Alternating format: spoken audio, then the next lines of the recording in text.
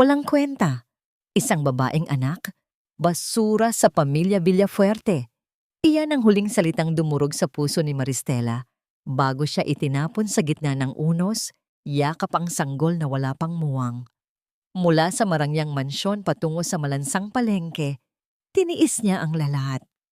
Ngunit nang bumalik ang mga Villafuerte para agawin ang tanging natitira sa kanya, ang kanyang dangal at ang pamana ng kanyang anak, nagising ang isang inang handang lumaban. Sino ang mananalo? Ang gintong puno ng kasinungalingan o ang pag-ibig na hinubog ng luha at ulan? Abangan ang isang kwento ng pagbangon na yayanig sa inyong mga puso. Walang silbi. Isang babaeng anak?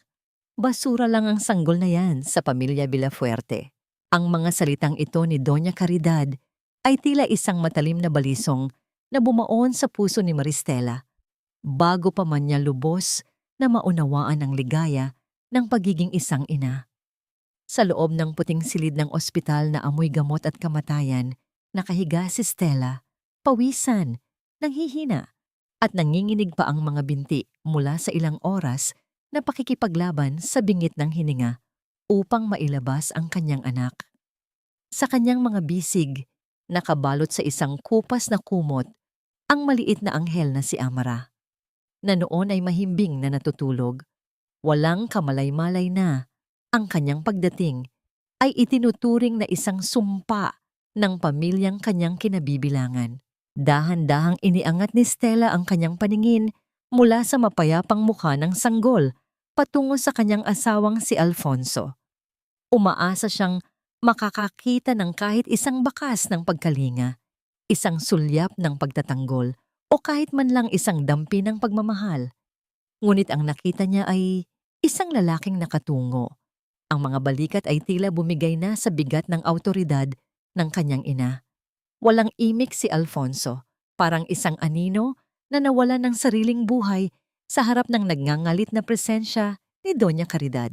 Alfonso, iwanan mo ang babaeng yan. Pinatunayan na niya ang kanyang kawalan ng halaga. Hindi natin kailangan ng tagapagmanang mahina. Isang babaeng hindi kayang dalhin ang ating apelyido sa rurok ng tagumpay. Muling sambit ng matandang babae. Ang boses nito ay puno ng lason habang ang kanyang mga daliring may mamahaling singsing ay nakaturo sa direksyon ni Stella. Ang bawat salita ay tila isang sampal na nag-iwan ng hapdi sa namumutlang pisngi ng batang ina. Inilabas ni Alfonso ang isang dokumento mula sa kanyang bulsa. Ito ay mga papel ng legal na paghihiwalay na tila ba matagal nang nakahanda bago pa man umire si Stella. Sa bawat pagpihit ng panulat ni Alfonso sa ibabaw ng papel, nararamdaman ni Stella ang unti-unting pagguho ng kanyang mundo. Ang bawat titik ng lagda ng kanyang asawa ay tila mga pako na ibinabaon sa kabaong ng kanilang pagsasama. I'm sorry, Stella. Mama is right.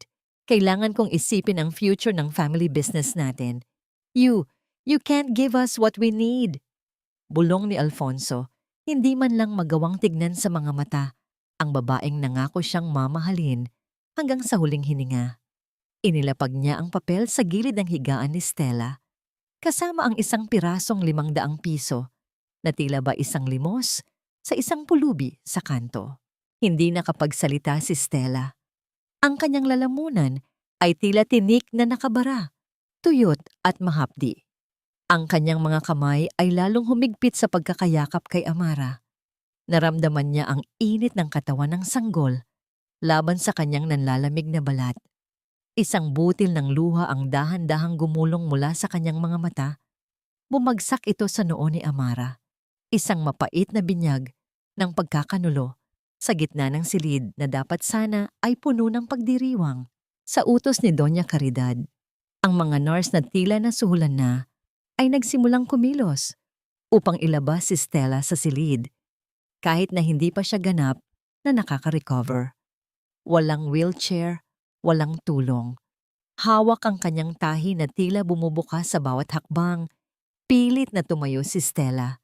Ang sakit ng kanyang katawan ay wala pa sa kalingkingan ng hapdi sa kanyang kaluluwa. Habang naglalakad siya palabas ng ospital, Bit-bit ang kanyang munting anak at ang natitirang piraso ng kanyang dignidad, ang malamig na hangin ng gabi, ang sumalubong sa kanya.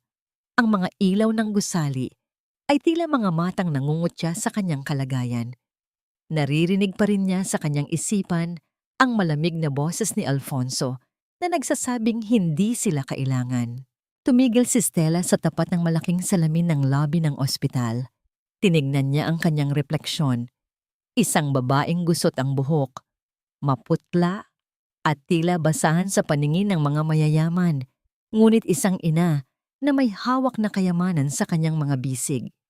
Yumuko siya at idinampi ang kanyang mga labi sa noo ni Amara, habang ang ulan sa labas ay nagsisimulang pumatak sa semento na tila pakikiramay ng langit sa kanyang pighati.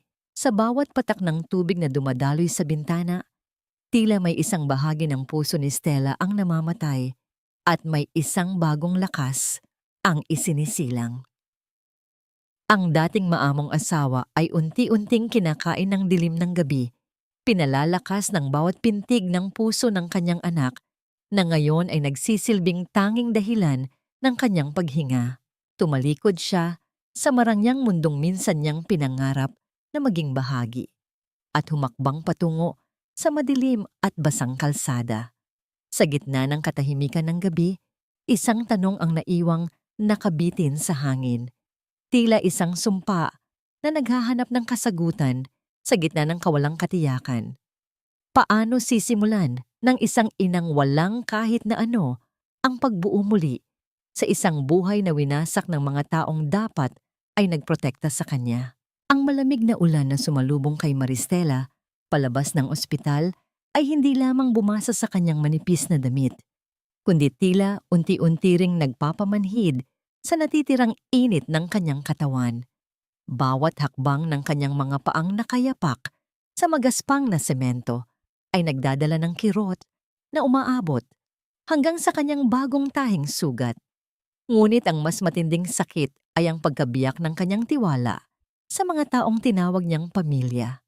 Sa halip na sumuko at magpatangay sa kahinaan ng kanyang bagong panganak na pangangatawan, mas hinigpitan niya ang pagkakabalot ng kanyang sariling blusa sa munting katawan ni Amara.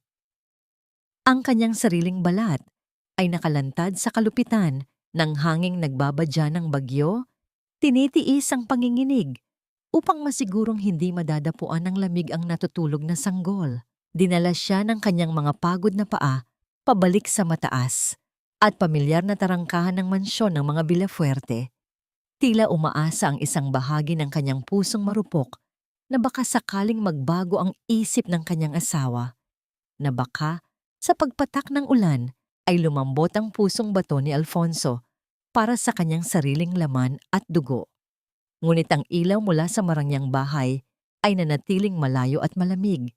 Ang mabibigat na rehas na bakal ay walang awang isinara ng mga gwardyang dati-rati ay magalang na bumabati sa kanya. Wala silang sinabing salita, ngunit ang kanilang mga matigas na titik at pagtulak sa kanya palayo ay sapat na upang tuluyang gumuho ang huling tulay ng kanyang pag-asa.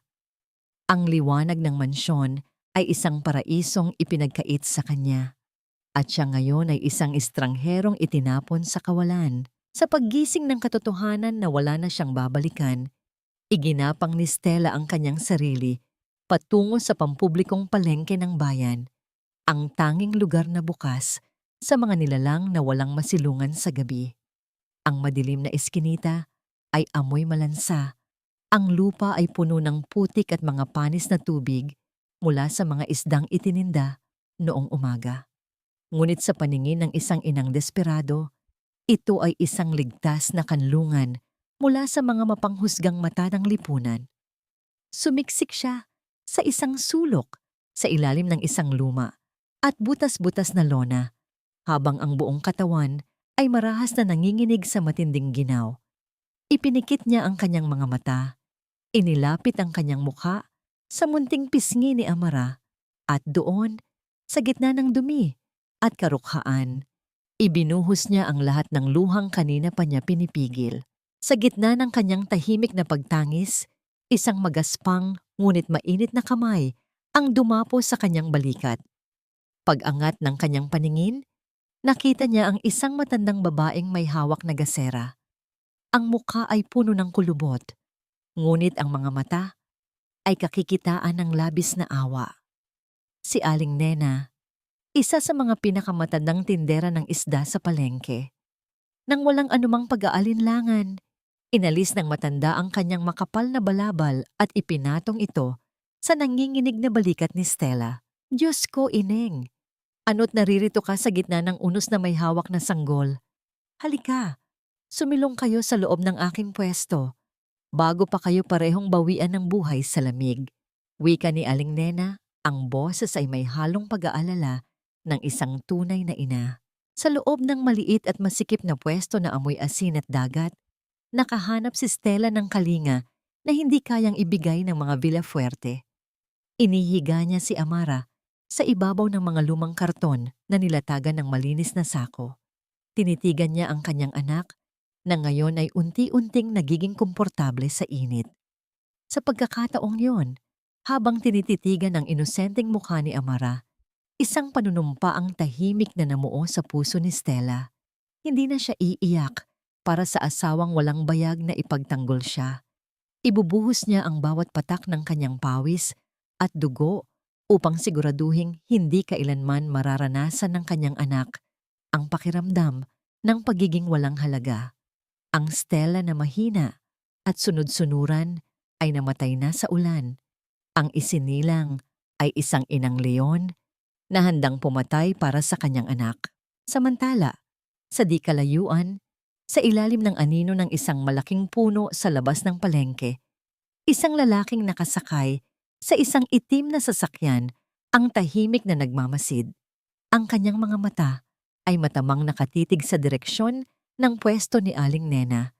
Pinagmamasdan ang kahabag-habag na kalagayan ng mag-ina. Wala siyang ginawang hakbang upang lumapit, ngunit ang kanyang presensya ay tila isang nakatagong pangako sa gitna ng bagyo.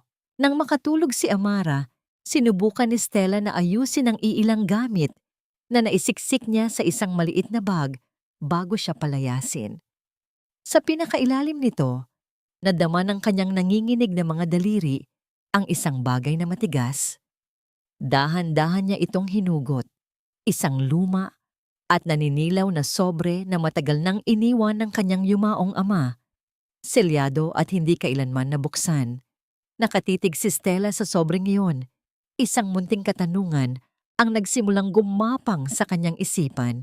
Isang lihim na tila naghihintay na mabunyag mula sa nakaraan. Ang lumang sobreng pamana ng kanyang ama ay maingat na itinago ni Maristela sa pinakailalim ng kanyang mga iilang damit. Isang piping saksi sa bagong yugto ng kanyang buhay.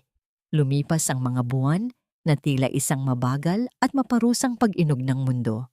Ang dating mapuputi at malalambot na palad ni Stella, na noon ay bihasa lamang sa paghawak ng mga mamahaling porselana sa loob ng mansyon, ay napuno na ngayon ng mga kalyo at maliliit na sugat mula sa matatalim na hasang ng isda. Tuwing madaling araw, bago pa man sumilip ang unang sinag ng araw, buong lakas niyang binubuhat ang mabibigat na timba ng banyera. Ang amoy ng dagat, ng pawis at ng malansang isda ay tila naging pangalawang balat na niya. Isang katotohanang buong puso niyang tinanggap kapalit ng 3 beses na pagkain sa isang araw para sa kanyang anak. Ngunit hindi lamang ang pisikal na pagod ang kanyang binabata.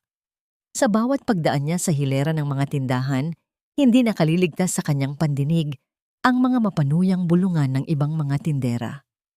Ang mga matatalim na sulyap at maiingay na pag-uusap ay sadyang pinalalakas upang umabot sa kanyang tainga.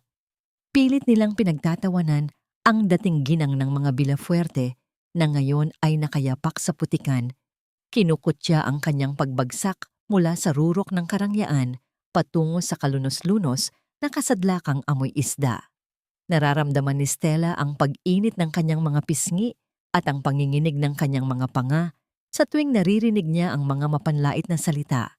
Ngunit imbes na patulan ang mga ito, Mas hinigpitan na lamang niya ang hawak sa kanyang basket. Nilunok niya ang kanyang pride. Alam niyang ang pakikipag-away ay walang idudulot na gatas sa sikmura ng kanyang anak. Sa kabilang sulok ng palengke, malayo sa mga baha ng maduming tubig, ay isang maliit na duyan na gawa sa pinagtagpi-tagping kumot na ikinabit ni Aling Nena sa dalawang poste. Doon ay ligtas at payapang nakahiga si Amara. Matapos maibenta ang huling tumpok ng galunggong, nagmamadaling lumapit si Stella sa pwesto ng matanda. Bago niya pa man mahawakan ng anak, maingat niyang pinunasan ang kanyang mga kamay ng basang-basahan upang alisin ang kaliskis at dumi.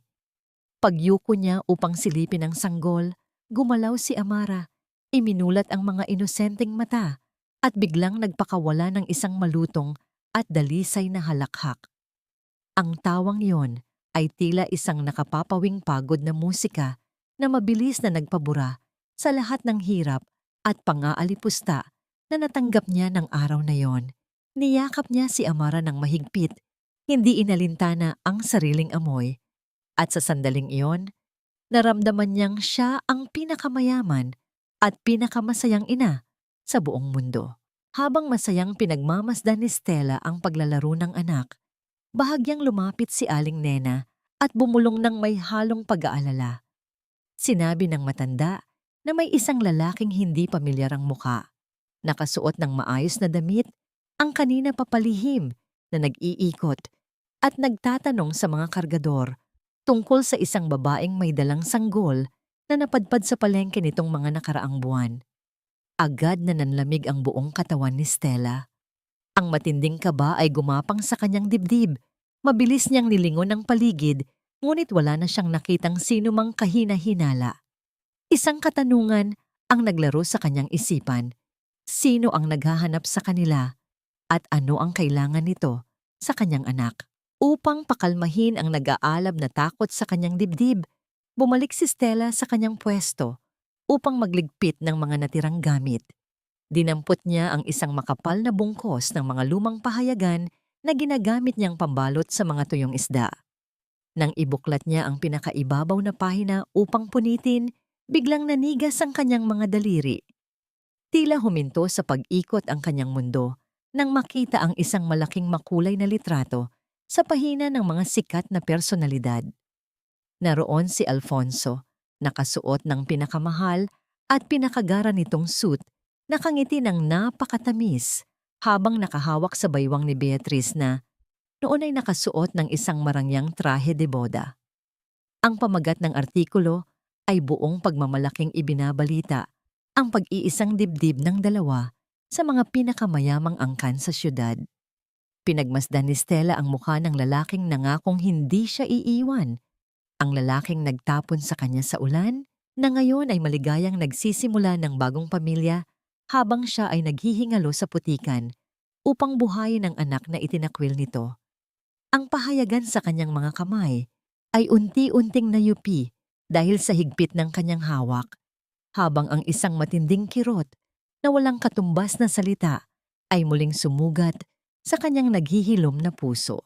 Buong lakas na inihampas ni Doña Caridad ang kanyang palad sa makinis na ibabaw ng lamesang gawa sa mahogany na nagpayanig sa mga mamahaling basong kristal na nakapatong doon. Ang kanyang mukha, na palaging nababalutan ng makapal na kolorete at huwad na pagiging kagalang-galang, ay namumula ngayon sa matinding puot. Sa ilalim ng malaking chandelier ng kanilang mansyon, nakatitig ang matanda sa isang opisyal na dokumentong kani-kanina lamang ay iniabot ng kanilang pampamilyang abogado.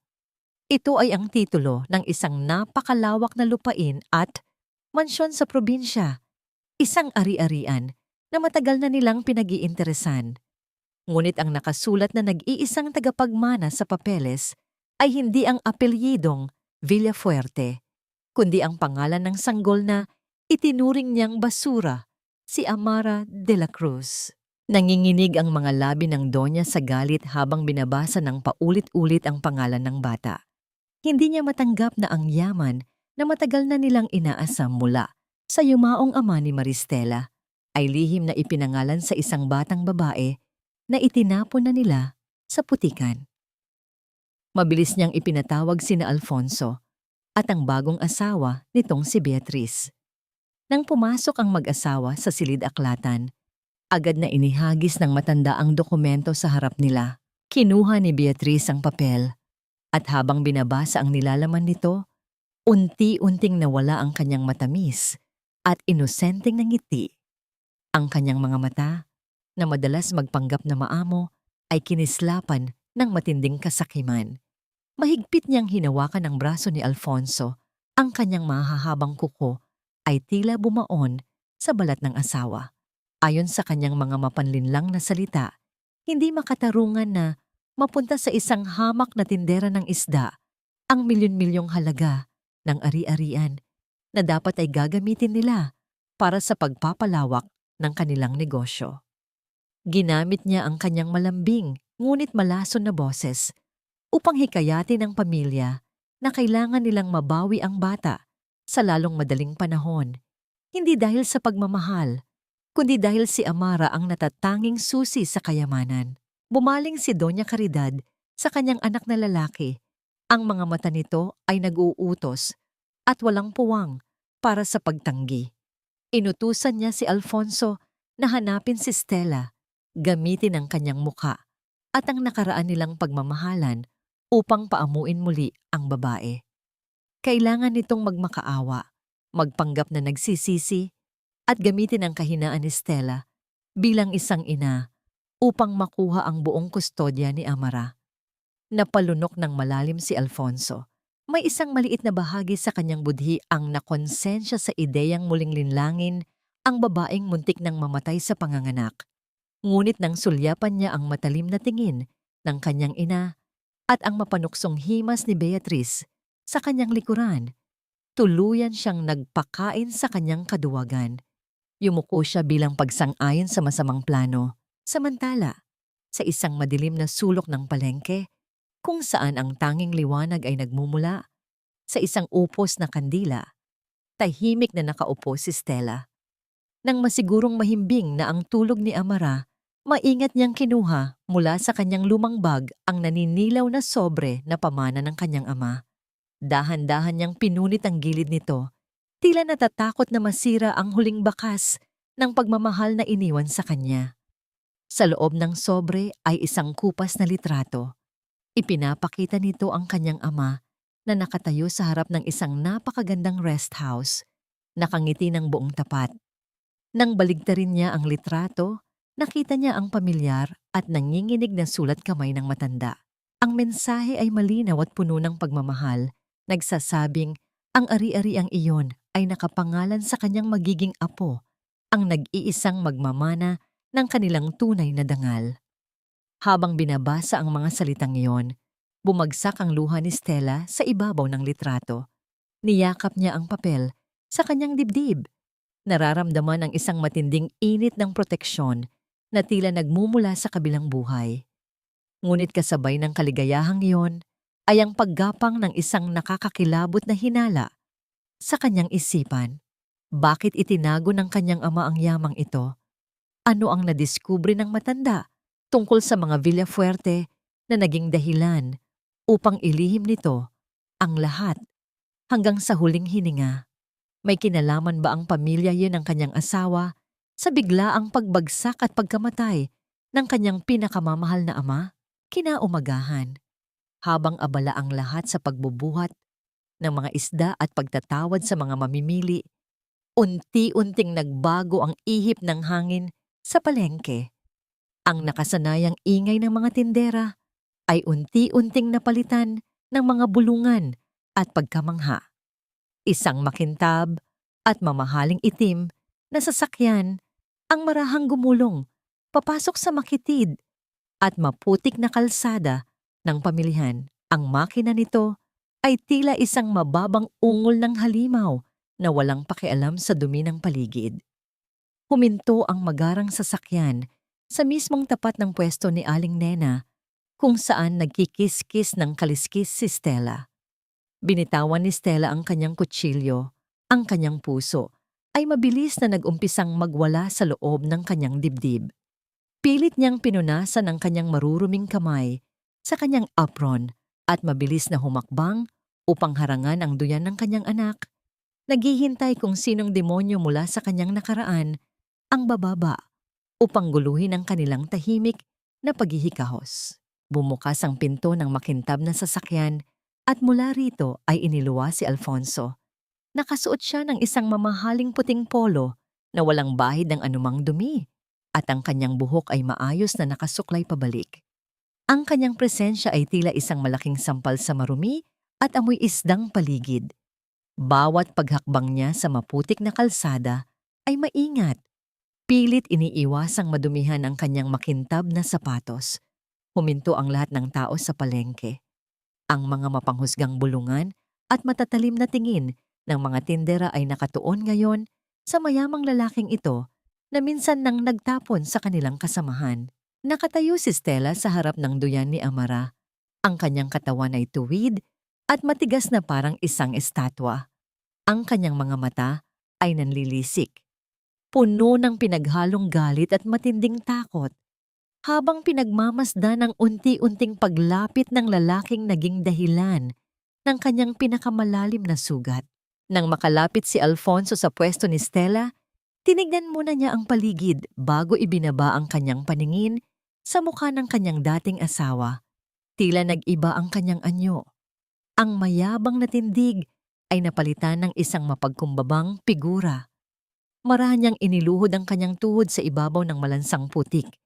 Hindi inalintana ang pagkasira ng kanyang mamahaling pantalon. Isang pilit at madramang pagpapahayag ng pagsisisi ang ginuhit niya sa kanyang mukha. "Patawad, Stella. Patawarin mo ako," bungad ni Alfonso.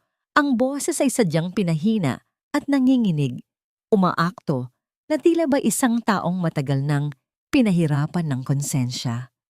"Hindi ko alam ang ginagawa ko noon, na blanko ako. Natakot ako kay Mama. Pero araw-araw kong pinagsisihan ang pagtalikod ko sa inyo ng anak natin. Gusto kong bumawi. Gusto kong ibigay sa inyo ni Amara ang buhay na nararapat sa inyo." Ang mga salitang binitawan ni Alfonso ay nagdulot ng pansamantalang katahimikan sa isipan ni Stella. Para sa isang mabilis na iglap, ang marupok na bahagi ng kanyang puso, ang bahaging nangulila sa isang buong pamilya, ay naramdaman ang pamilyar na init ng pag-asa. Nakita niya sa kanyang imahinasyon ang isang buhay kung saan hindi na niya kailangang magbuhat ng mabibigat na banyera, kung saan si Amara ay matutulog sa malambot na kama at mag-aaral sa pinakamagandang eskwelahan. Ang mga pangako ng karangyaan at pagmamahal ay tila isang nakalalangong gayuma na pilit humahila sa kanyang pagkatao. Dahan-dahang iniangat ni Alfonso ang kanyang kamay upang abutin ang mga daliri ni Stella. Nang magdikit ang kanilang mga balat, naramdaman ni Stella ang labis na kalambutan ng kamay ng kanyang asawa. Isang patunay ng marangyang buhay na hindi kailanman nakatikim ng hirap. Ngunit sa sandaling iyon, naamoy din ni Stella ang sarili niyang kamay, ang matapang na amoy ng galunggong, ng dugo, at ng pawis. Ang amoy na yon ay nagsilbing isang mabilis na sampal ng katotohanan na nagpagising sa kanyang naguguluhang isipan. Hinablot ni Stella ang kanyang kamay nang may matinding puwersa, tila diring-diri sa hawak ng lalaking nasa kanyang harapan. Ang agwat sa pagitan ng kanilang mga mundo ay kasing lawak ng karagatan at hindi ito kayang tawirin ng mga huwad na luha. "Huwag mong dungisan ang anak ko ng mga kasinungalingan mo, Alfonso." Matigas na wika ni Stella. Ang kanyang boses ay malamig ngunit buo. "Wala na akong asawa. Nang gabing palayasin niyo ako sa ulan. Umalis ka na. Bago ko pa kalimutan na tao ka." Nakita ni Stella ang mabilis na pagkislap ng inis sa mga mata ni Alfonso dahil sa pagtanggi. Bago muling ibinalik ng lalaki ang maskara ng pagiging biktima. Bago pa man makapagsalita muli si Alfonso, humakbang pasulong si Aling Nena. May bitbit itong isang malaking timba na puno ng malansang tubig. Inihagis ng matanda ang laman ng timba sa paanan ni Alfonso na naging dahilan upang mapaatras ang lalaki sa gulat habang tumalsik ang mabahong tubig sa kanyang mamahaling damit. Ang ahas, kahit anong ganda ng balat, nanunuklaw pa rin. Wala kang maloloko rito. Ginoo, lumayas ka na. Matapang na utos ni Aling Nena habang nakapamewang at matapang na nakatingin sa mukha ni Alfonso. Pinunasan ni Alfonso ang kanyang mukha. Ang kanyang mga ngipin ay nagngangalit sa galit at pambabastos na natamo. Ngunit pinilit niyang kontrolin ang kanyang sarili dahil maraming mata ang nakatingin. Tumalikod siya nang walang paalam at nagmamadaling bumalik sa kanyang sasakyan. Habang pinagmamasdan ni Stella ang unti-unting paglayo ng itim na sasakyan, bumigat ang kanyang paghinga. Ang kanyang mga tuhod ay nanghina, kaya't napakapit siya sa poste ng kanilang pwesto. Alam niyang hindi iyon ang huling pagkakataon na makikita niya ang pamilya Villafuerte. Kung nakaya nilang lunukin ang kanilang pride upang magmakaawa sa gitna ng palengke, ibig sabihin ay may isang napakalaking bagay na pinag-iinteresan ng mga ito. Ang takot na kanina niya pilit itinatago ay muling sumibol sa kanyang dibdib. Ngayon ay may kasamang malinaw na pangunawa na ang laban para sa buhay ng kanyang anak ay kabilang umpisa pa lamang. Kinabukasan, ang hangin sa palengke ay tila may dalang kakaibang bigat, hindi mula sa amoy ng isda o pawis, kundi mula sa tensyong iniwan ng pagbisita ni Alfonso. Abusado man ang katawan ni Stella sa araw-araw na pagbubuhat, ngayon ay idinagdag pa ang pagod ng kanyang isipan na hindi mapakali. Alam niyang ang pagbabalik ng kanyang asawa ay hindi nagmula sa pagsisisi, kundi sa isang motibong nakatago sa likod ng huwad na luha. Habang abala si Stella sa paglilinis ng kanyang lamesa, isang lalaking hindi pamilyar ang naglakad patungo sa kanyang pwesto. Hindi siya katulad ng mga ordinaryong mamimili. Nakasuot siya ng isang simpleng asul na polo. Malinis, ngunit hindi nagmamayabang ng yaman. Ang kanyang tindig ay matuwid at formal, at ang kanyang mga mata ay nagpapakita ng isang malalim na pag-unawa. Huminto ang lalaki sa harap ng tumpok ng mga isda, ngunit ang kanyang tingin ay nakatuon hindi sa paninda, kundi kay Stella. "Kayo po ba si Ginang Maristela de la Cruz?" tanong ng lalaki. Ang boses ay kalmado at may bakas ng paggalang na matagal nang hindi naririnig ni Stella mula sa isang lalaki. Pinunasan ni Stella ang kanyang mga kamay sa apron at tumango. Hindi itinatago ang pag-aalinlangan sa kanyang mga mata. "Ako nga, ano po ang kailangan nila?" Kinuha ng lalaki mula sa kanyang bag ang isang leather na folder. "Ako si Attorney Diego Ramos. Ako ang itinalagang abogado ng inyong yumaong ama." Bago pa man siya pumanaw, biglang natigilan si Stella. Ang pangalan ng kanyang ama ay sapat na upang mapabilis ang tibok ng kanyang puso. Inimbitahan niya ang abogado sa isang maliit na bangko sa likod ng kanyang pwesto, malayo sa mga usisero. Nang makaupo sila, iniabot ni Diego ang isang kopya ng dokumento. "Nalaman ko na pinuntahan kayo ng asawa ninyo kahapon. Nandito ako para balaan kayo. Ang pamilya Villafuerte ay hindi naghahanap ng pagpapatawad. Gusto nila ang pamana ni Amara. Sa oras na maging legal na tagapag-alaga, muli si Alfonso, makukuha nila ang kontrol sa buong yaman ng inyong ama." Napakurap si Stella. Pilit na pinoproseso ang mga salitang narinig. Ang naninilaw na litrato sa loob ng sobre ay muling naglaro sa kanyang isipan. Ang yaman na akala niya ay gawa-gawa lamang pala ay totoo. At iyon ang dahilan ng pagbabagong anyo ng mga Villafuerte. Isang mapait na ngiti ang namuo sa kanyang labi nang maisip na ang kanyang halaga sa paningin ng kanyang asawa ay sinusukat lamang sa dami ng pera. "Paano nila nalaman?" tanong ni Stella. Ang boses ay nanginginig sa pinaghalong galit at takot. Huminga ng malalim si Diego at sumandal. "Koneksyon. Ang impluwensya ng Donya ay umabot hanggang sa Registry of Deeds. Pero huwag kayong mag-alala. Ang dokumentong yon ay protektado ng isang kondisyon na tanging kayo at ako lamang ang nakakaalam. Gayunpaman, gagawin nila ang lahat. legal man o hindi, para makuha ang bata. Nang marinig ang banta sa kanyang anak, hindi napigilan ni Stella ang mabilis na pagpatak ng kanyang luha. Binalot niya ang kanyang mukha sa kanyang magaspang na palad. Ang laban na ito ay tila isang malaking pader na hindi niya kayang akyatin. Siya ay isang hamak na tindera ng isda at ang kalaban niya ay isang pamilyang may hawak sa leeg ng batas. Bago pa man siya tuluyang kainin ng kawalan ng pag-asa, nakita niya ang isang panyo na iniabot sa kanya. Tiningala niya si Diego. Ang mga mata ng abogado ay hindi nagpapakita ng awa, kundi ng isang tahimik na suporta at paghanga. Hindi ko hinayaang mamatay ang ama niyo na walang laban, Maristela. At hindi ko rin hahayaang gawin nila yon sa inyo. Seryosong wika ni Diego. Magkasangga tayo sa laban na ito. Hindi kayo nag-iisa. Ang mga salitang iyon ay tila isang malakas na kamay na humila kay Stella mula sa malalim at madilim na hukay. Tinanggap niya ang panyo. Ang tela nito ay malambot at malinis, ibang-iba sa magaspang at maduming basahan na ginagamit niya sa araw-araw. Sa unang pagkakataon, mula nang palayasin siya sa ulan, naramdaman ni Stella na may isang taong totoong handang tumayo sa kanyang likuran bilang isang sandigan.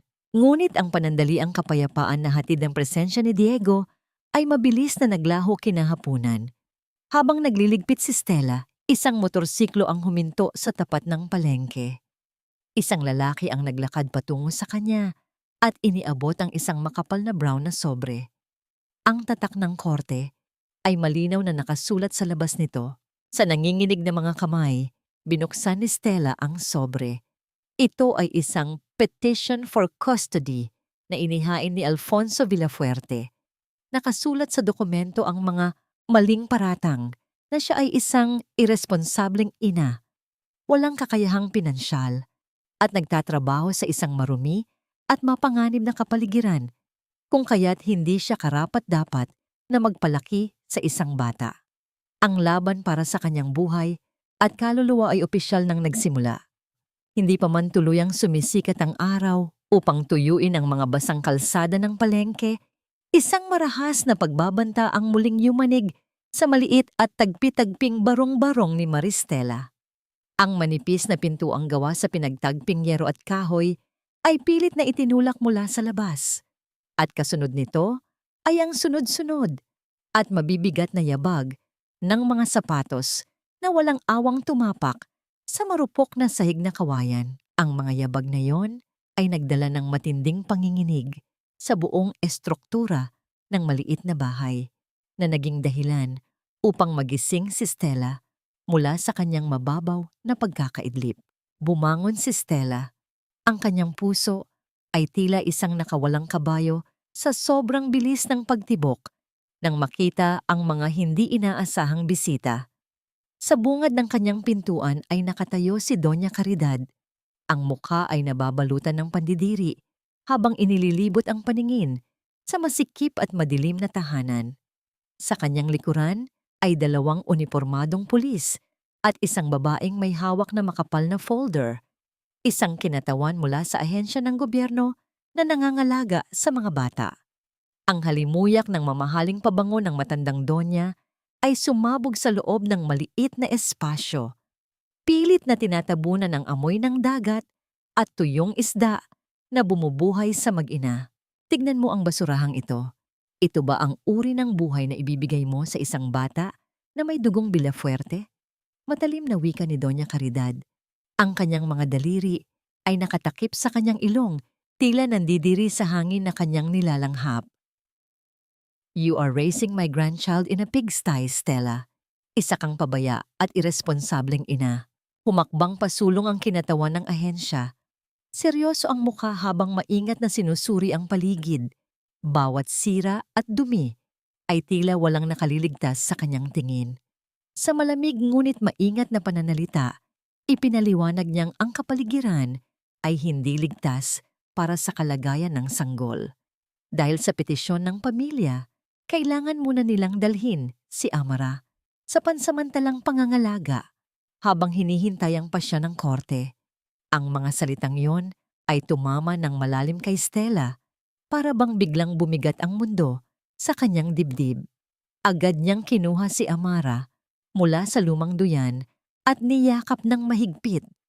Napagalaw ang sanggol sa hindi pamilyar na sitwasyon.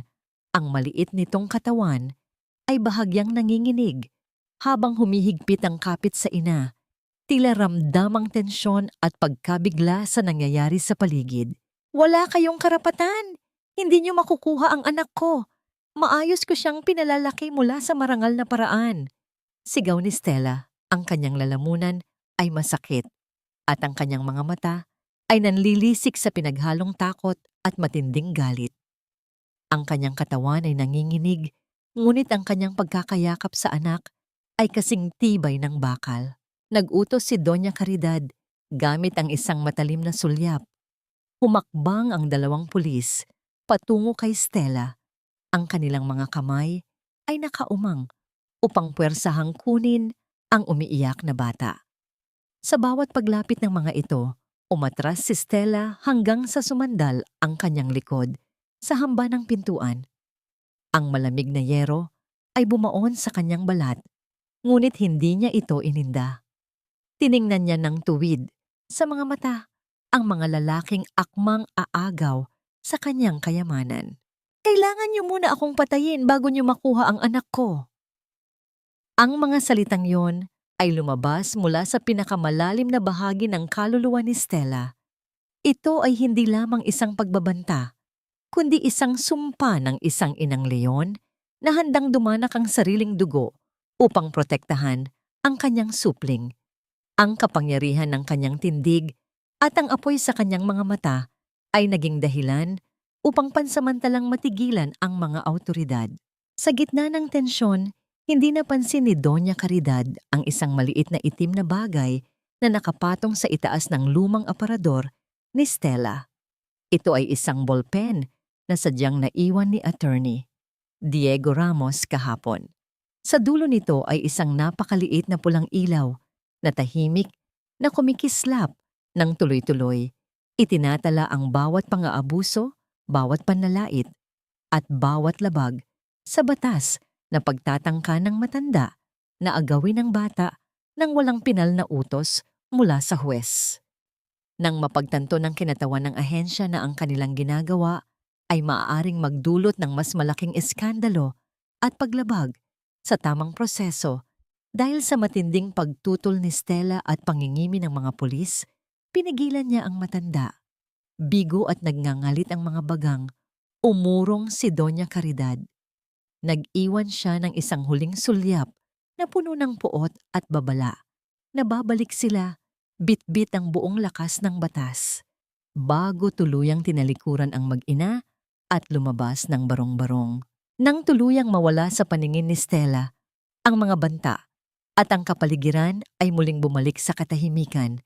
Ang adrenalinang nagbigay sa kanya ng lakas ay biglang naglaho na parang bula. Ang kanyang mga nanginginig na tuhod ay tuluyang bumigay sa bigat ng kanyang pinagdaanan. Bumagsak siya sa malamig at magaspang na sahig na kawayan, yakap-yakap pa rin si Amara. Ang mga luha ni Stella ay walang tigil na umagos, humahalo sa mga butil ng luha ng kanyang anak na patuloy na nanginginig at nagpapakita ng labis na pagkabalisa.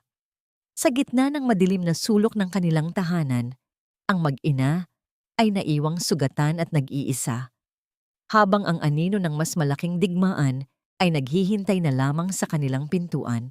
Ang malamig na simoy ng hangin sa madaling araw ay tila hindi sapat upang palamigin ang nag-iinit at pagod na isipan ni Maristela.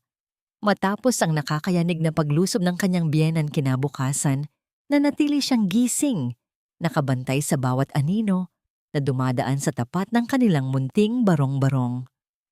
Sa gitna ng malalim at nakabibinging katahimikan ng palengke, napansin niya ang isang mahabang anino na dahan-dahang gumagapang mula sa labas ng pintuan. Ang presensyang yon ay nagdala ng pamilyar na bigat sa kanyang dibdib. Pumasok si Alfonso. Hindi na suot ang mga magagarang damit tulad noong umaga, kundi isang simpleng jacket na nagtatago sa kanyang pagkatao sa ilalim ng dilim. Ang kanyang muka ay seryoso, walang bakas ng pilit na paghingi ng tawad, kundi isang malamig na kalkulasyon upang sirain ang natitirang katinuan ng kanyang dating asawa. Tumayo si Stella upang harangan ang daan patungo sa tulugan ni Amara. Ngunit hindi nagpakita ng dahas si Alfonso. Sa halip, ginamit niya ang kanyang pinakamatalim na sandata, ang kanyang dila. Sa isang malumanay at mapagmalasakit na tono, sinimulan niyang buksan ang mga lumang sugat ng nakaraan. Ipinaalala niya kay Stella ang mga panahong naghihingalo ang ama nito sa ospital at wala silang madukot ni isang kusing.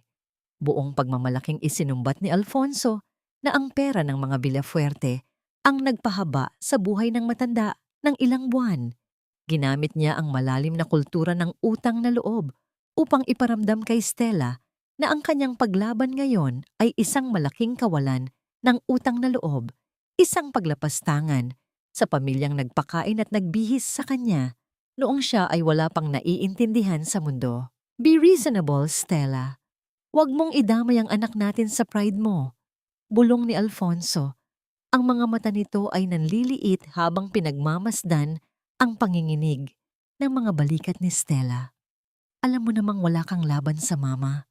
Kung ipipilit mo ito, idedemanda ka niya ng kidnapping at child abuse. You will rot in jail, Stella.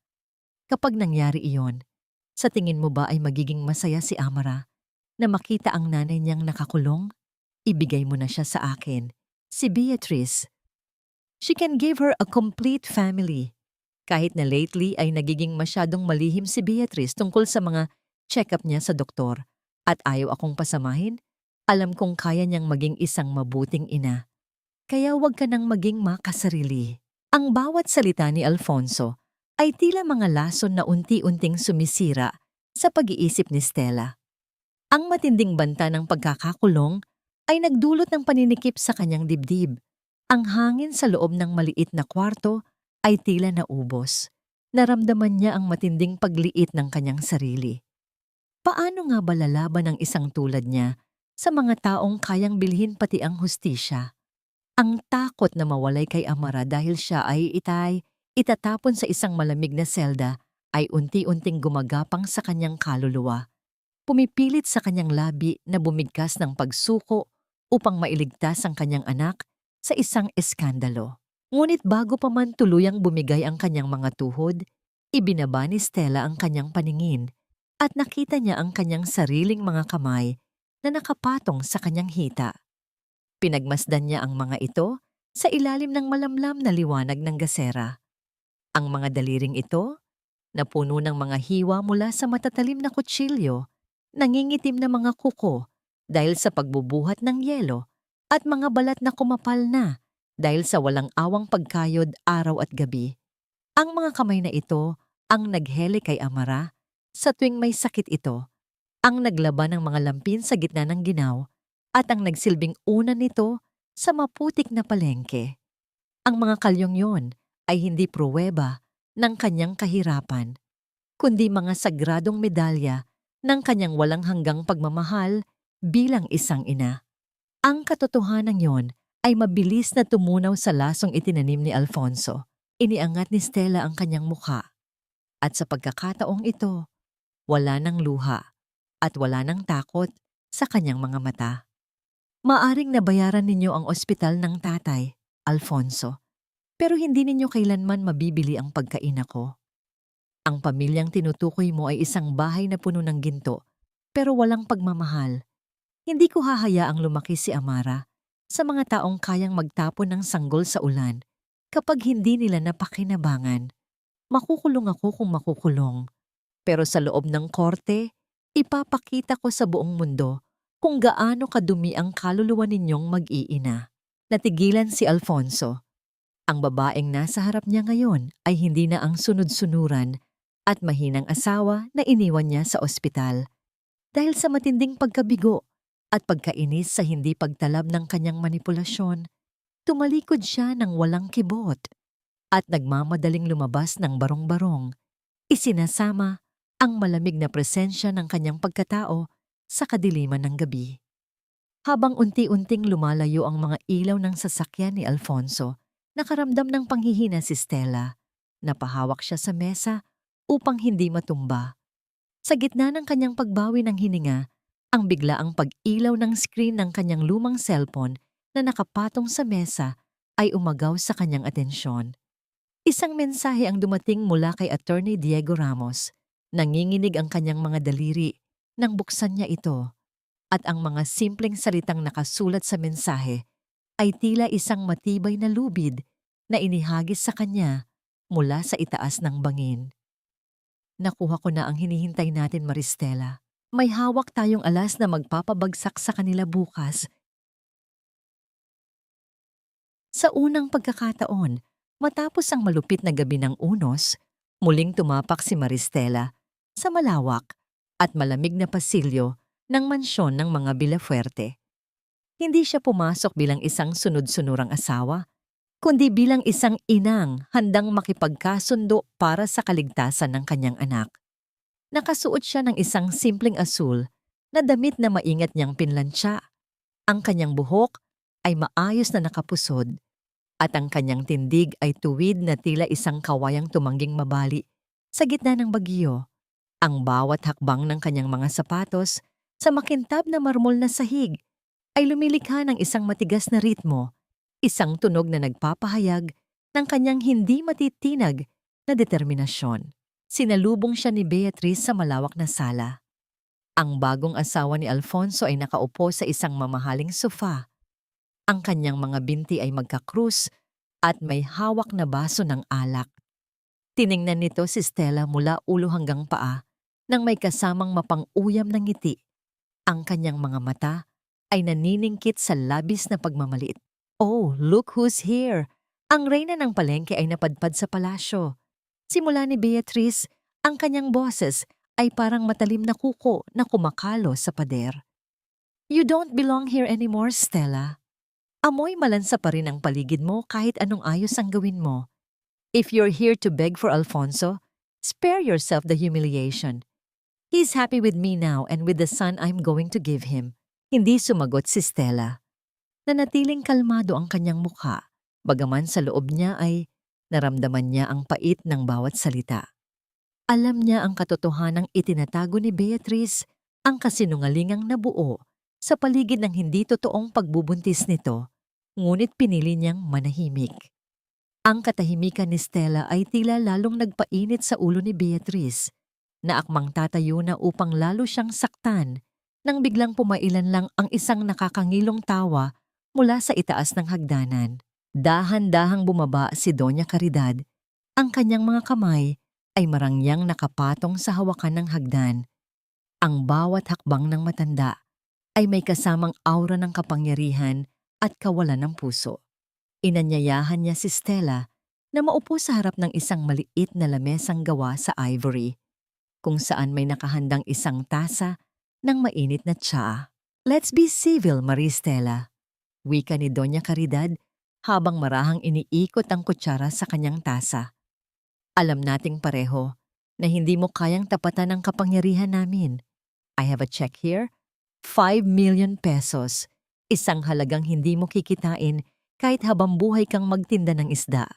Pirmahan mo lang itong waiver of rights para kay Amara at mawawala na ang lahat ng gulo. You can start a new life malayo rito. Inilapag ng Donya ang isang piraso ng tseke at ang dokumento sa harap ni Stella.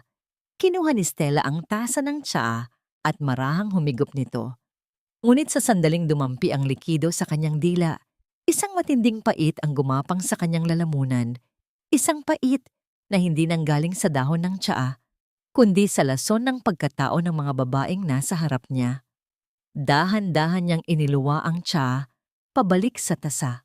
Ang kanyang mga mata ay direktang nakatitig kay Caridad. Masyadong mapait, Doña Caridad. Kasing pait ng inyong mga budhi, matapang na sabi ni Stella. Ang kanyang boses ay hindi nanginginig. Ang anak ko ay hindi isang ari-arian na pwedeng bilhin o ibenta. Ang perang ito ay walang silbi sa isang inang alam ang halaga ng kanyang dignidad. If you want a fight, I'll give you one. Tumayo si Stella. tinalikuran ng dokumento, at ang tseke na tila ba mga basurang walang halaga.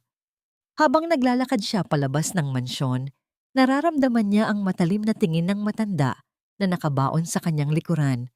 Bago siya tuluyang makalabas sa malaking pinto, napalingon siya sa direksyon ng garden dahil sa isang pamilyar na tinig.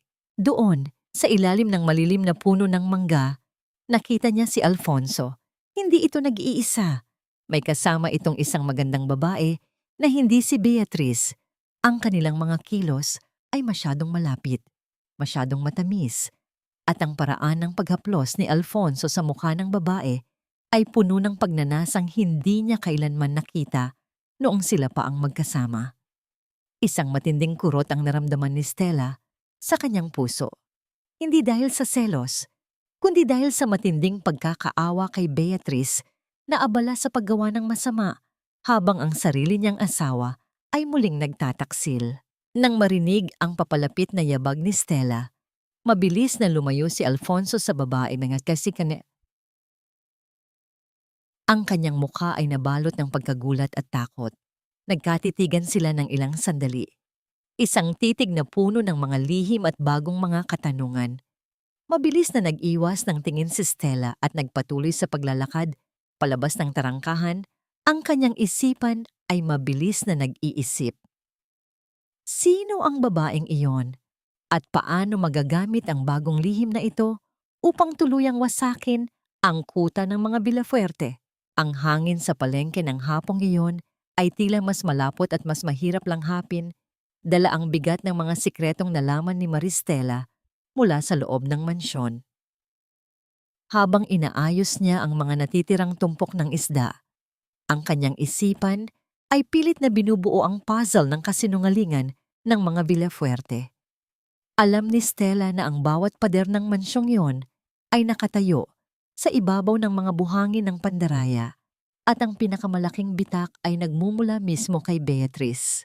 Hindi nagtagal, isang marangyang sasakyan ang muling huminto sa kanto at bumaba si Beatrice. Sa pagkakataong ito, wala ang kanyang mapagkunwaring tamis.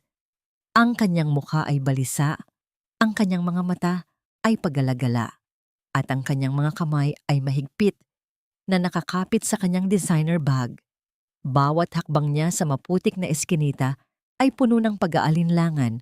Ang kanyang matutulis na takong ay bumaon sa basang lupa, ngunit tila wala siyang pakialam.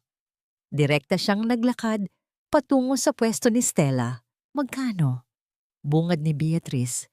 Ang kanyang tinig ay nanginginig at puno ng pagmamadali. Magkano ang kailangan mo para manahimik tungkol sa nakita mo sa garden? And about my pregnancy. Alam kong matalino ka, Stella. You know how this works. Pag nalaman ni Caridad na hindi totoo ang dinadala ko, pareho tayong mawawalan. Just name your price. Tinitigan ni Stella ang babaeng nasa harap niya. Nakita niya ang butil ng pawis na namumuo sa noon ni Beatrice, ang mabilis na pagtaas-baba ng dibdib nito, at ang panginginig ng kanyang mga labi. Ang maskara ng pagiging perpektong asawa ay tuluyan ng natuklap. Inilalantad ang isang babaeng desperada at takot na takot. Hindi ko kailangan ng pera mo, Beatrice. Seryosong sagot ni Stella habang patuloy sa paghuhugas ng kanyang lamesa. Ang katotohanan ay hindi binabayaran. Ang ginagawa mong panloloko kay Alfonso at sa Donya ay sarili mong krus na papasanin. Huwag mo akong idamay sa dumi ng laro mo. Ang pagtanggi ni Stella ay tila isang mitya na nagpasabog sa natitirang kontrol ni Beatrice. Ang kanyang mukha ay nagbago mula sa takot patungo sa isang mapanganib na galit. Sa isang mabilis na galaw, hinablot ni Beatrice ang braso ni Stella. Ang kanyang mga kuko ay bumaon sa balat nito. Ang kanyang tinig ay naging isang matinis na bulong na puno ng banta. Huwag kang magmalinis, Stella. Isang tindera ka lang. Wala kang karapatang sirain ang buhay na pinaghirapan kong makuha. Sa gitna ng kanyang pagngangalit, itinulak ni Beatrice si Stella ng buong lakas patungo sa mga nakasalansang timba ng yelo. Nawalan ng balanse si Stella, ngunit bago pa man siya tuluyang bumagsak sa matigas at malamig na semento, isang matibay na bisig ang sumalo sa kanyang likuran. Ang init ng katawan ng lalaking sumalo sa kanya ay tila isang panangga laban sa lamig ng paligid. Pag-angat ng kanyang paningin, nakita niya ang matapang at seryosong mukha ni Attorney Diego Ramos. Tama na yan, ginang Villafuerte. Malamig at may awtoridad na wika ni Diego. Ang kanyang kamay ay mahigpit ngunit maingat na nakahawak sa balikat ni Stella. Pilit itong itinatago sa kanyang likuran. Ang anumang pananakit sa aking kliyente ay may katapat na kaukulang demanda. Imimumungkahi ko na umalis na kayo bago pa lumala ang sitwasyon. Napaatras si Beatrice. Ang kanyang hininga ay malalim at mabilis. Tiningnan niya si Diego nang may halong gulat at pag-aalinlangan. Pakiramdam ni Stella ay ligtas siya sa likod ng abogado. Ang bango ng malinis na sabon ni Diego ay pansamantalang nagpagaan sa kanyang pakiramdam mula sa malansang amoy ng palengke. Ang tibok ng puso ni Stella ay unti-unting kumalma. Ramdam ang proteksyon na hindi kailanman na ibigay sa kanya ni Alfonso. Ngunit ang katahimikan ng sandaling iyon ay biglang naputol ng isang pamilyar at matikas na sasakyan ang marahang huminto sa likuran nila. Dahan-dahang bumukas ang bintana ng sasakyan at mula sa loob ay sumungaw ang malamig at nanunuring mga mata ni Doña Caridad. Nakita ng matanda ang posisyon ni Stella at Diego, ang pagkakayakap ng bisig ng abogado sa nanginginig na balikat ni Stella at ang pagkakalapit ng kanilang mga katawan. Isang mapait at mapanghusgang na ngiti ang gumuhit sa mga labi ng Donya. Ang kanyang paningin ay tila isang matalim na kutsilyo na humihiwa sa dangal ni Stella. Sa loob ng sasakyan, kinuha ng matanda ang kanyang telepono at may mabilis na tinawagan habang ang kanyang mga mata ay nananatiling nakako sa magkayakap na dalawa. Isang bagong unos ang muling nabuo sa tingin na yon, isang masamang balak na maaaring maging mitya ng mas malaking eskandalo na hindi pa handang harapin ni Maristela. Ang loob ng silid hukuman ay balot ng isang nakabibinging katahimikan na tila ba ang mismong hangin ay natatakot gumalaw. Sa isang panig ay nakaupo ang pamilya Villafuerte, si Doña Caridad, na tila isang reyna sa kanyang trono, si Beatrice na may mapanuyang ngiti, at si Alfonso na hindi makatingin ng diritsyo. Sa kabilang panig, nakaupo si Maristela sa tabi ni Attorney Diego Ramos. Nakasuot si Stella ng kanyang pinakamalinis na puting blusa. Ang kanyang mga kamay ay mahigpit na nakapatong sa kanyang kandungan. Pinipigilan ang panginginig na dulot ng labis na kaba at paghamak. Madiing ihinalos ng hukom ang kahoy na martilyo sa ibabaw ng lamesa na naglikha ng isang matunog at pinal na hudyat para simulan ang paglilitis. Tumayo ang abogado ng mga Villafuerte, isang lalaking may matalas na boses at mas matalas na tingin. Walang abog na inilatag nito sa harap ng hukom ang mga malalaking litrato ni Stella sa palengke. Ang mga litratong yon ay sadyang kinuha sa mga sandaling si Stella ay hitsurang dugyot, basang-basa ng pawis at may hawak na dugo ang isda. Habang sa background ay makikita ang maruming paligid ng mga kanal. Ang karukaan ay hindi kasalanan, ngunit ang itira ang isang sanggol sa gitna ng ganitong uri ng dumi at panganib ay isang krimen laban sa kapakanan ng bata. Madiing saad ng abogado habang ipinapakita ang bawat litrato sa lahat ng tao sa loob ng korte. Tignan ninyo ang babaeng ito. Amoy malansa, mukhang iresponsable at walang kakayahang bigyan ng bata ng isang disente at marangal na tahanan. Paano natin ipagkakatiwala ang isang batang Villafuerte sa isang taong ang tanging kayang ibigay ay putik at malansang isda? Naramdaman ni Stella ang unti-unting paninikip ng kanyang lalamunan. Ang bawat salita ng abogado ay tila mga karayom na tumutusok sa kanyang pagkatao. Naramdaman niya ang mga mapanghusgang mata ng mga tao sa loob ng silid, ang kanilang mga bulong-bulungan na tila mga bubuyog na naglalabas ng lason. Napayuko siya. Ang kanyang mga mata ay nagsimulang mangilid ng luha. Hindi dahil sa hiya sa kanyang trabaho, kundi dahil sa sakit na ang kanyang tanging paraan ng marangal na paghahanap buhay ay ginagamit na ngayon laban sa kanya. Lalong bumigat ang pakiramdam ni Stella nang tumayo si Alfonso upang magbigay ng testimonya. Sa ilalim ng panunumpa, malamig na nagsinungaling ang lalaki. Sinabi nito na ilang beses siyang nag-alok ng tulong at pera, ngunit si Stella ang tumanggi dahil mas pinili raw nito ang buhay kalye at ang mababang uri ng pamumuhay. Ang bawat salitang lumalabas sa bibig ni Alfonso ay tila isang huling pagkakanulo na tuluyang pumatay sa natitirang alaala ng pag-ibig sa puso ni Stella. She chose that life over our child's future, Your Honor. Wika ni Alfonso, ang boses ay sadyang ginawang malungkot upang makuha ang simpatya ng hukom. Hindi na nakapagpigil si Stella. Sa gitna ng pangungutya at ng matinding pighati, dahan-dahan siyang tumayo. Ang kanyang mga tuhod na nanginginig kanina ay biglang naging matatag. Iniangat niya ang kanyang mukha at ang apoy sa kanyang mga mata ay sapat na upang patahimikin ang buong silid. Tiningnan niya si Alfonso, pagkatapos ay kay Doña Caridad, bago ibinaling ang kanyang paningin sa lahat ng naroon. Ang dumi sa aking kamay ay nahuhugasan ng tubig at sabon. Ang kanyang boses ay malinaw, buo, at puno ng dignidad. Ngunit ang dumi sa inyong kaluluwa, ang dumi ng pagtataksil at pag-abandona sa sariling laman at dugo. Iyan ay habang buhay ninyong papasanin at hindi kailanman mabubura ng kahit anong yaman. Mas pipiliin ko pang maging tindera ng isda na may malinis na budhi kaysa maging tulad ninyo na nabubuhay sa gitna ng ginto, pero bulok ang puso. Ang katahimikan sa loob ng korte ay naging mas malalim. Tila ba lahat ay napatigilan sa katotohanang binitawan ni Stella. Si Attorney Diego Ramos ay bahagyang ngumiti, isang pagpapakita ng paghanga sa katatagan ng kanyang kliyente. Ngunit sa gitna ng tagumpay na yon ng kanyang damdamin, naramdaman pa rin ni Stella ang matinding pangamba. Alam niyang kulang pa rin ang kanyang mga salita upang manalo sa aspeto ng batas, lalo na't hindi pa rin nila mahanap ang orihinal na testamento ng kanyang ama na siyang huling alas nila. Isang matinding tensyon ang bumalot sa paligid nang ang huwes ay magsimulang mag-ayos ng kanyang mga papeles, handa nang magbigay ng pansamantalang hatol.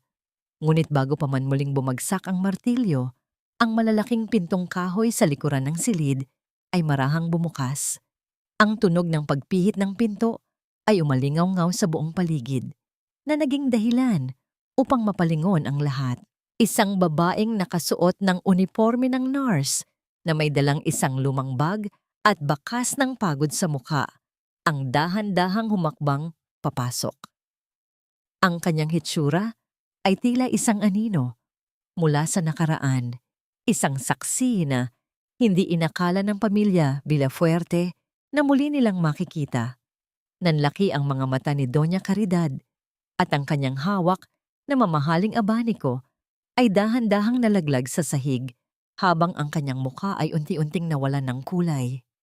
Dahan-dahang lumakad ang babaeng nurse patungo sa harapan, ang bawat pagtama ng kanyang suot na sapatos sa makintab na sahig ng korte ay nagdudulot ng isang matigas at seryosong ritmo na tila humahati sa nakabibinging katahimikan. Siya si Elena, ang nurse na naging saksi sa huling hininga ng dangal ng mga Villafuerte noong gabing isinilang si Amara. Ang kanyang mukha ay kakikitaan ng bigat ng lihim na matagal niyang itinago dahil sa takot.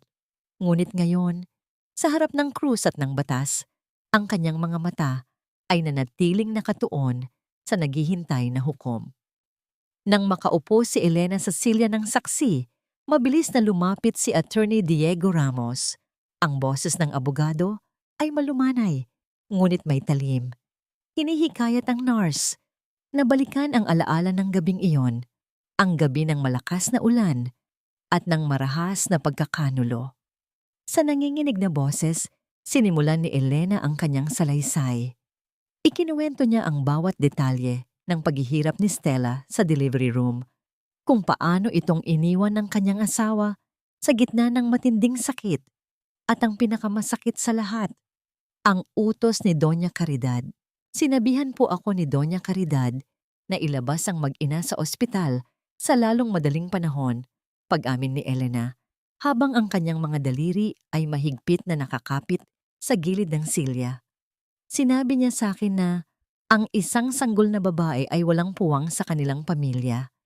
Nasaksihan ko kung paano niya iniabot ang isang maliit na halaga kay Ginang Maristela bago ito pinalayas sa gitna ng bumubuhos na ulan, kahit na alam naming lahat na hindi paligtas para sa isang bagong panganak na lumabas sa lamig. Ang bawat salita ni Elena ay tila mga palasong tumatama sa puso ng mga nakikinig. Si Stella, na nakaupo sa tabi ni Diego, ay hindi na napigilan ang pagtulo ng kanyang mga luha. Ang alaala ng lamig, ng sakit ng kanyang tahi, at ng kawalang pag-asa sa ilalim ng ulan ay muling bumalik, na tila ba nangyayari itong muli sa kasalukuyan. Ang kanyang dibdib ay mabilis na tumataas baba sa tindi ng emosyong pilit niyang kinakalimutan. Sinungaling! Binabayaran ka lang ng abogadong yan! Biglang sigaw ni Doña Caridad. Ang kanyang boses ay naging matinis at puno ng desperasyon. Tumayo ang matanda mula sa kanyang upuan. Ang kanyang muka ay namumula at ang kanyang mga ugat sa leeg ay ton ng husto.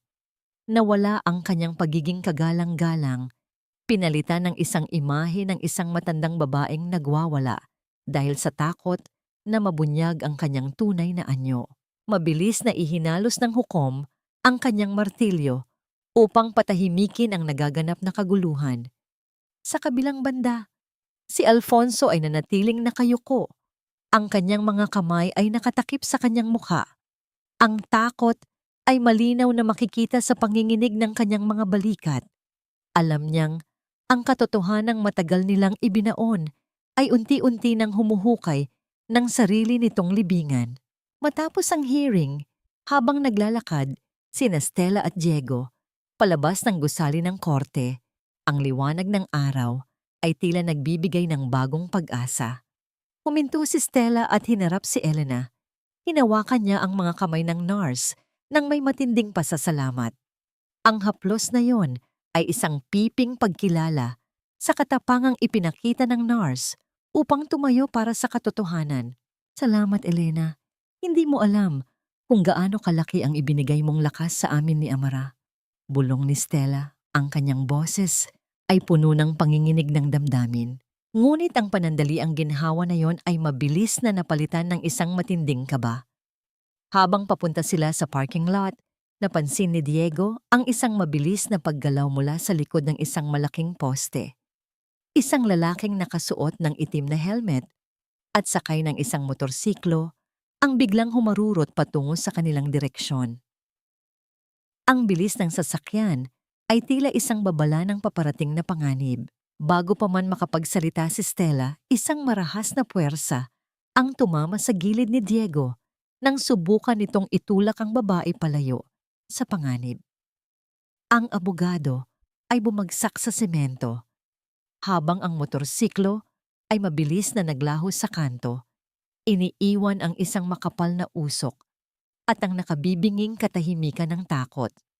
Nanlaki ang mga mata ni Stella. Ang kanyang hininga ay tila naputol habang nakatingin sa duguang siko ni Diego at sa madilim na banta na ngayon ay hindi na lamang nasa loob ng korte, kundi nasa mismong pintuan na ng kanilang kaligtasan. Ang gabi na dapat sana ay puno ng pasasalamat matapos ang tagumpay sa korte ay binalot ng isang nakapapansing lagim.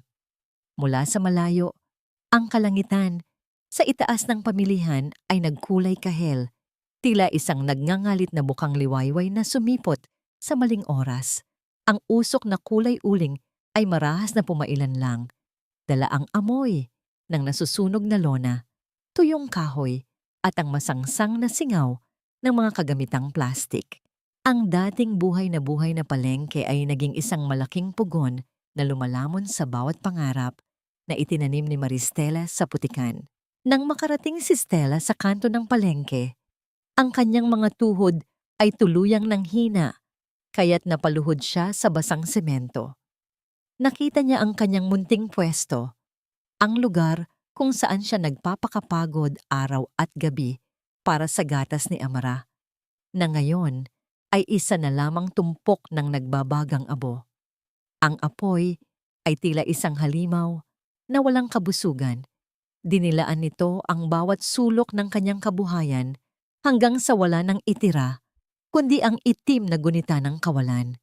Ang init na dumadampi sa kanyang pisngi ay hindi nagmula sa araw, kundi sa galit ng kanyang mga kaaway na hindi marunong tumanggap ng pagkatalo. Sa tabi ng nasunog na pwesto, nakita niya si Aling Nena na nakaupo sa isang baligtad na timba. Ang mga kamay ay nakatakip sa muka habang ang kanyang mga balikat ay marahas na yumayanig sa labis na paghikbi. Ang matanda, na nagbigay ng masisilungan kay Stella noong wala siyang matuluyan, ay nawalan din ng lahat. Ang mga paninda nitong isda ay tuyot at maitim na, ang timba ay natunaw, at ang duyan na dati-rati ay kinalalagyan ni Amara ay wala nang itira, kundi ang mga sunog na dulo ng lubid na nakatali sa poste. Diyos ko, Stella, bakit nila ginawa ito sa atin? Hikbi ni Aling Nena. Ang boses ay paos at puno ng pighati. Wala na tayong matitinda bukas. Wala na tayong pambili ng bigas. Ubus na ang lahat. Ang mga tindera at kargador sa paligid ay nakatitig din sa mga abo. Ang kanilang mga muka ay balot ng desperasyon at takot. Ang palengke ang kanilang buhay at ang pagsunog dito ay tila pagkitil na rin sa kanilang kinabukasan. Naramdaman ni Stella ang bigat ng pananagutan.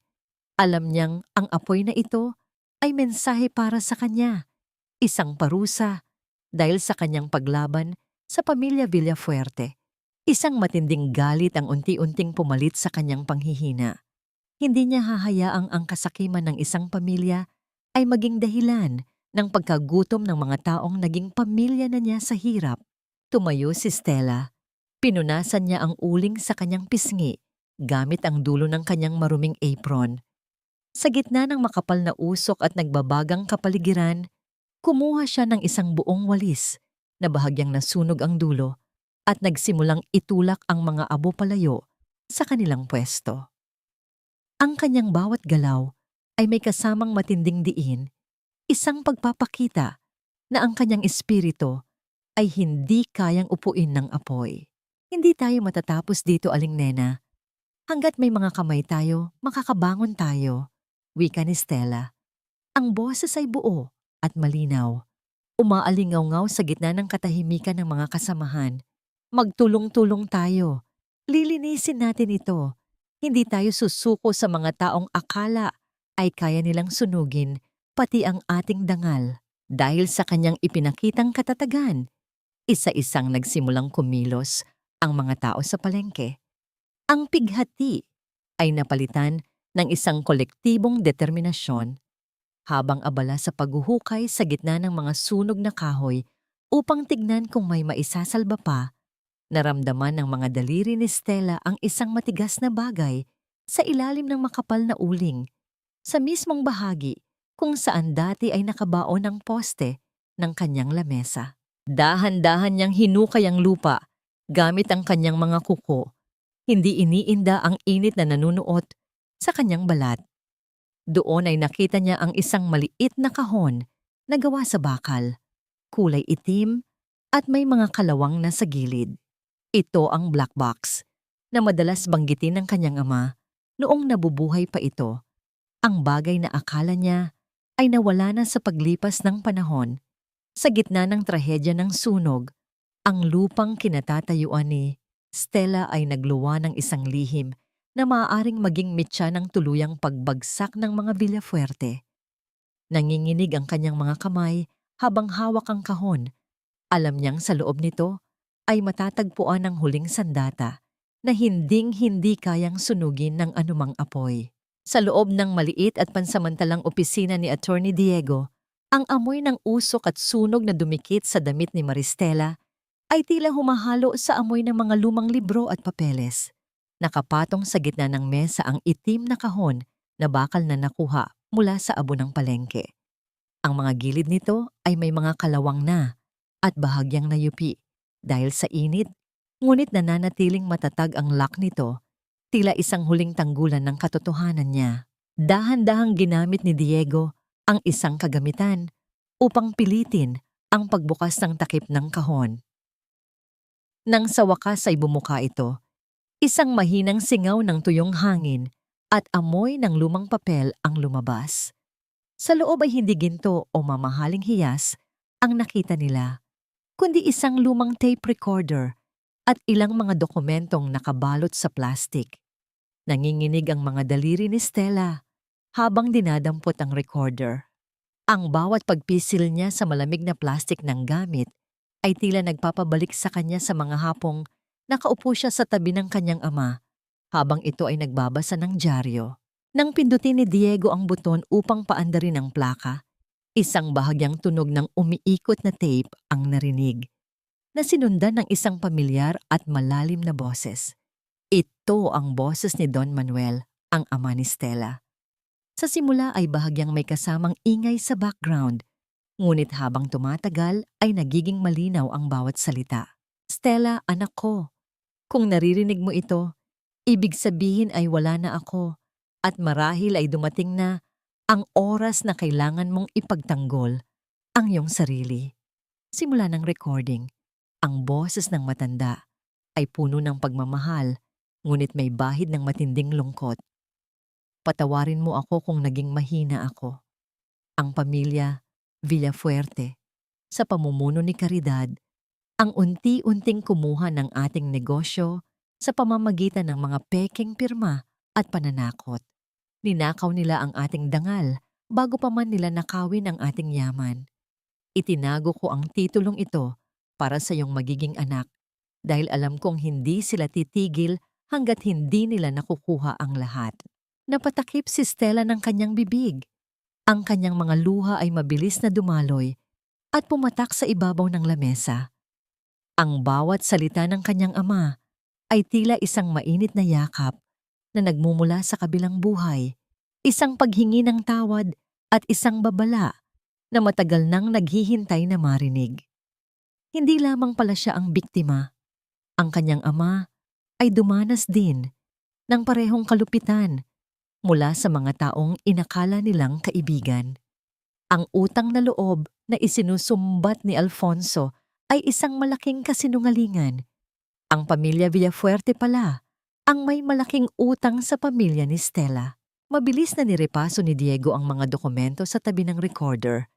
Ang kanyang mga mata ay nanlaki nang makita ang mga orihinal na kasunduan na may mga pirma ni Caridad na nagpapatunay ng kanilang mga iligal na transaksyon. Ito ang huling piraso ng katotohanan na maglalabas kay Stella mula sa dilim. Mayroon tayong higit pa sa sapat, Maristela, wika ni Diego. Ang kanyang boses ay puno ng determinasyon habang nakatingin sa mga papeles. Hindi lang natin mababawi si Amara, maibabalik din natin ang lahat ng kinuha nila sa inyo. Bukas, sa huling hearing, tatapusin natin ang lahat ng ito. Ngunit sa kabila ng hawak na alas, hindi naging mapayapa ang gabi ni Stella. Habang nakaupo siya sa tabi ng natutulog na si Amara, naramdaman niya ang matinding bigat ng responsibilidad. Ang huling laban ay hindi na lamang para sa kanyang sarili, kundi para sa hustisyang ipinagkait sa kanyang ama.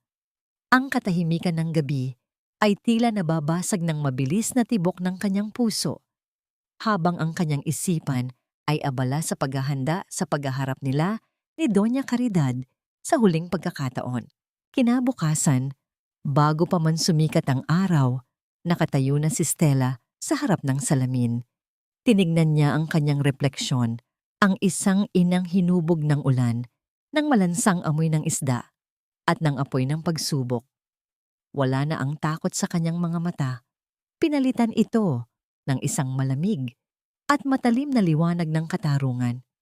Isang huling katanungan ang naglaro sa kanyang isipan bago siya lumabas ng pinto. Sa oras na lumabas ang lahat ng baho ng mga Villafuerte, hanggang saan kaya ang kayang gawin ni Caridad upang iligtas ang kanyang sarili mula sa tuluyang pagkabulok. Ang silid ng hukuman sa araw na ito ay tila naging isang sagradong dambana kung saan ang katotohanan ay nakahandang humukay sa libingan ng mga kasinungalingan. Ang bawat upuan ay puno ng mga taong nagnanais masaksihan ang katapusan ng labanang ito. Sa gitna ng katahimikan, tumayo si Attorney Diego Ramos, bitbit ang lumang tape recorder na tila isang sandata ng katarungan. Nang pindutin niya ang buton upang paandarin ang plaka, ang mahinang tunog ng pagpihit ng lumang tape ay umalingaw-ngaw sa buong silid, na sinundan ng malalim at nanginginig na boses ni Don Manuel. Ang boses ng yumaong ama ni Maristela ay tila isang multo na bumangon upang ituro ang tunay na kriminal. Sa bawat salitang binitawan ng recording, ang pag-amin sa pagnanakaw ng mga Villafuerte sa kanilang negosyo at ang banta sa buhay ni Stella, ang mukha ni Doña Caridad ay unti-unting nawalan ng kulay. Ang kanyang matikas na tindig ay dahan-dahang bumigay. Ang kanyang mga kamay na dati ay marangyang nakahawak sa abaniko ay marahas na nanginginig sa ibabaw ng lamesa. Ang bawat kataga ng katotohanan ay tila isang mabigat na hampas na gumigiba sa kanyang pader ng kapangyarihan. Hindi pa doon nagtapos ang pagbagsak ng kanilang kuta. Inilatag ni Diego ang mga medikal na dokumento at ang resulta ng DNA test na nagpapatunay na ang ipinagmamalaking pagbubuntis ni Beatriz ay isang malaking sarswela. Ang bulong ng gulat mula sa mga manonood ay tila isang malakas na hangin na tumama sa mukha ni Beatriz. Napayuko ang babae, ang kanyang mga daliri ay pilit na itinatago ang kanyang mukha, na ngayon ay nabahiran na ng luhang dulot ng kahihiyan at takot. Ang pangarap niyang maging reyna ng mga Villafuerte ay tuluyan ng naglaho na parang bula sa harap ng matibay na ebidensya. Sa gitna ng kaguluhang ito, ang pinakamasakit na bahagi para kay Doña Caridad ay hindi ang ebidensya, kundi ang pagkakanulo ng sarili niyang anak. Nang makita ni Alfonso na wala na silang takas, mabilis siyang tumayo at humarap sa huwes. Ang kanyang boses ay nanginginig sa takot habang itinuturo niya ang kanyang sariling ina bilang utak ng lahat ng masamang balak. Ipinagpalit niya ang huling bakas ng kanyang dangal upang iligtas ang kanyang sariling balat. Inilaglag ang ina na siyang humubog sa kanyang pagiging duwag. Ang pagtataksil na ito ay tila isang huling saksak sa puso ni Caridad na nagpabagsak sa kanya pabalik sa upuan. Ang kanyang mga mata ay nanlalabo at tila hindi makapaniwala sa narinig mula sa minamahal na anak. Ibinaba ng hukom ang kanyang pinal na hatol.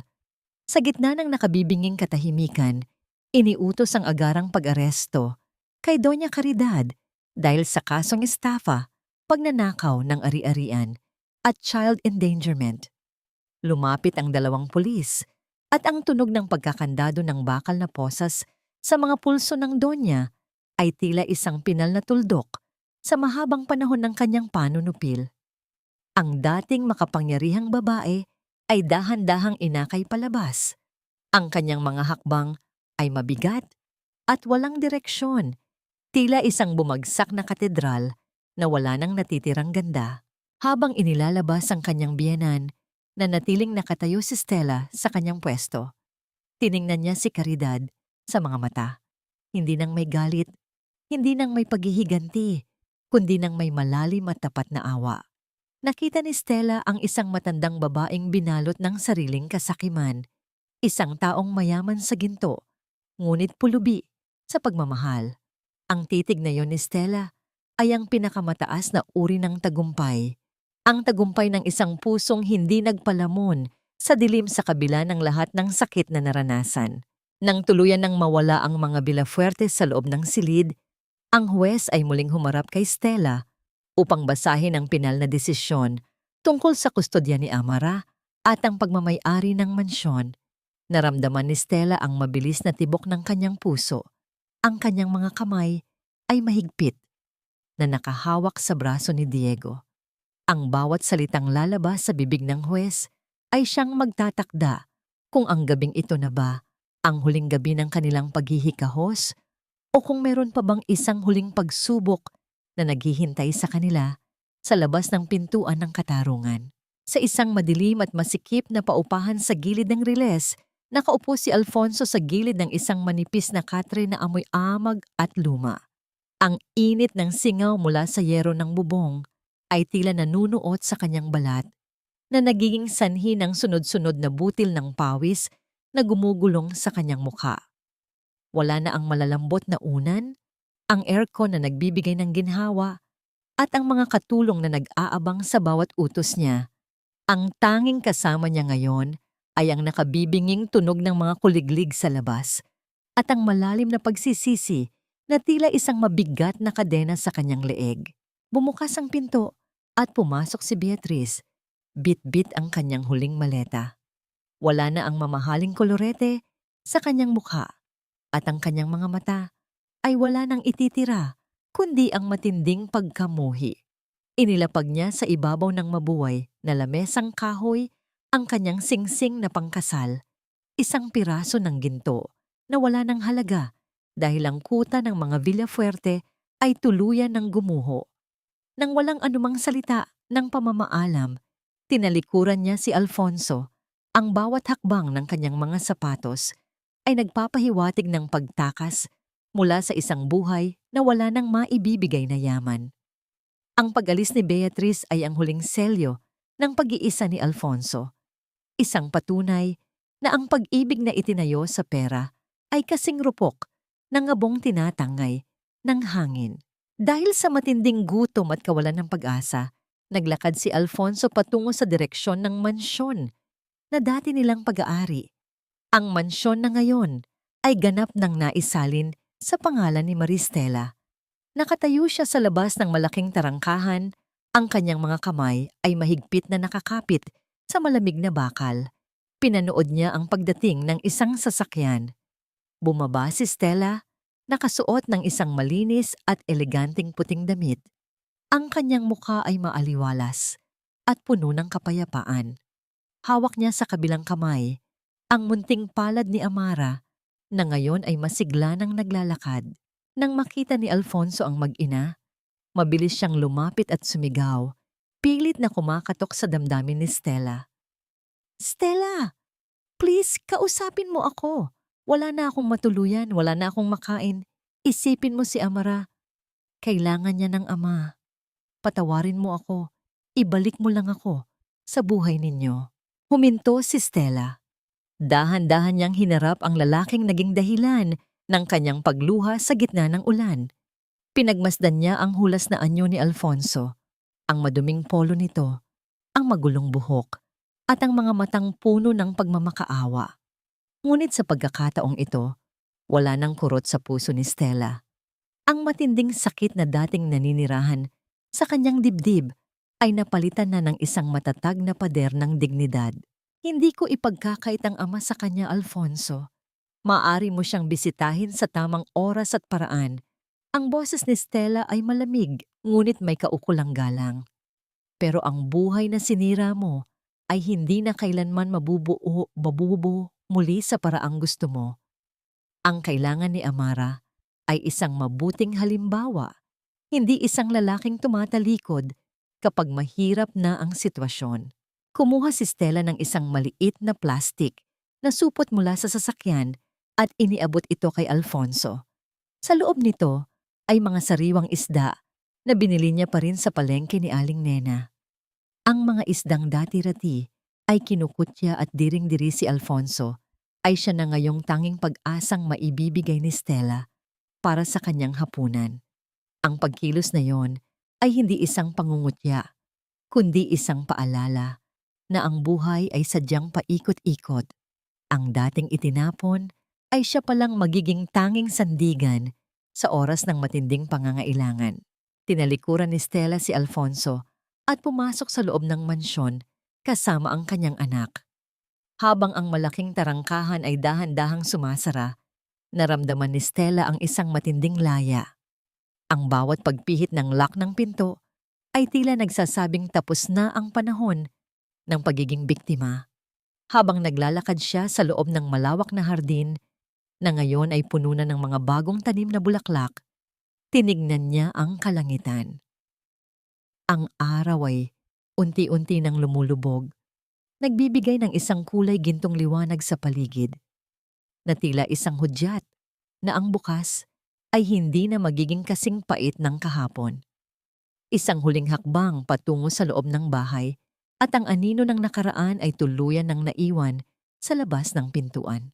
Ang dating malamig at mapanglaw na mansyon ng mga Villafuerte ay hindi na isang kuta ng kasakiman at diskriminasyon.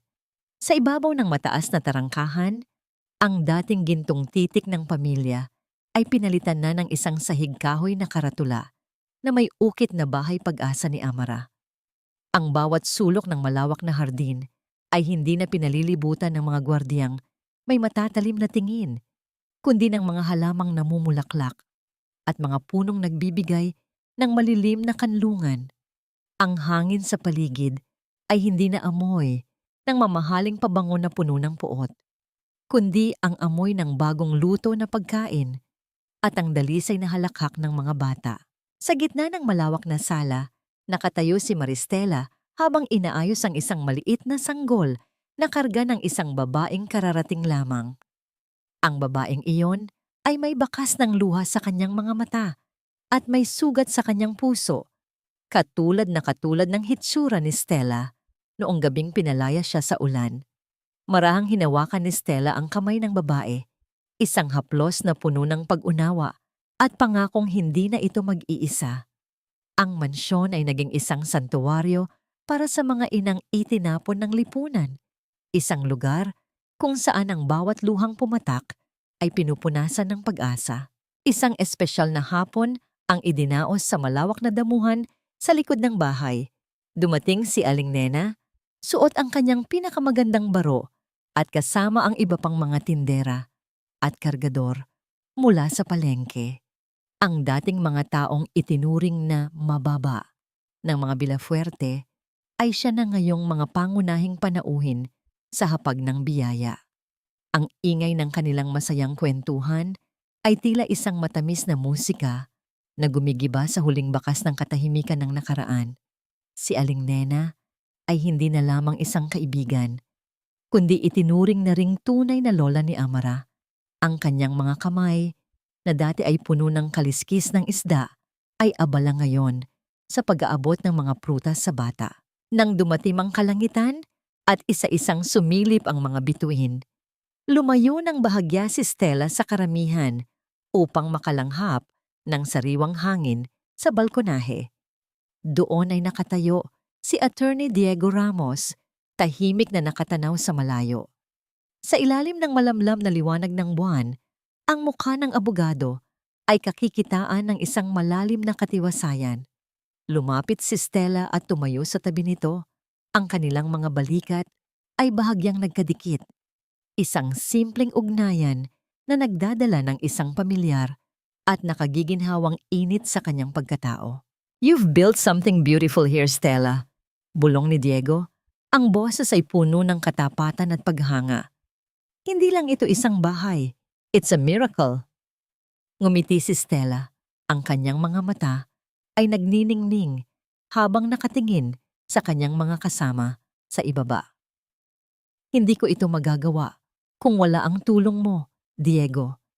Ikaw ang nagbigay sa akin ng sandata para ipaglaban ang katotohanan." Dahan-dahang ibinaling ni Diego ang kanyang katawan patungo kay Stella.